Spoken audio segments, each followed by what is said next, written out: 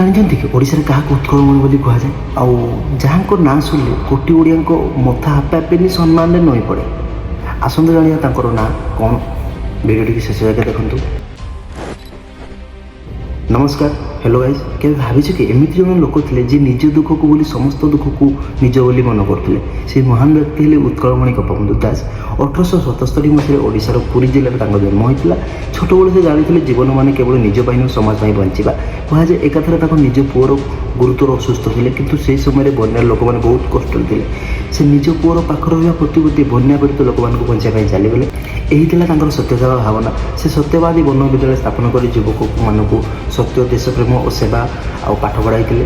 ତାଙ୍କ ଜୀବନ ଆମକୁ ଶିଖାଏ ସତ୍ୟ ମଣିଷ ସେହି ଯିଏ ନିଜ ପାଇଁ ନୁହେଁ, ସମସ୍ତଙ୍କ ପାଇଁ ବଞ୍ଚିବା। ସେହିପାଇଁ ଓଡ଼ିଶା ଲୋକମାନେ ତାଙ୍କୁ ଉତ୍କଳମଣି ବୋଲି ନାମ ଦେଇଥିଲେ। ଯଦି ଭିଡ଼ିଓଟି ପସନ୍ଦ ଆସିଛି ଲାଇକ୍ କରନ୍ତୁ, ସେୟାର କରନ୍ତୁ, ଚ୍ୟାନେଲକୁ ସବସ୍କ୍ରାଇବ୍ କରନ୍ତୁ। ଆଉ ଏମିତି ଭିଡ଼ିଓ ଦେଖିବାକୁ ଚ୍ୟାନେଲର ବେଲ୍ ଆଇକନ୍କୁ ଦବାଇକି ରଖନ୍ତୁ। ଜୟ ଜଗନ୍ନାଥ, ନମସ୍କାର, ବନ୍ଦେ ଉତ୍କଳ ଜନନୀ।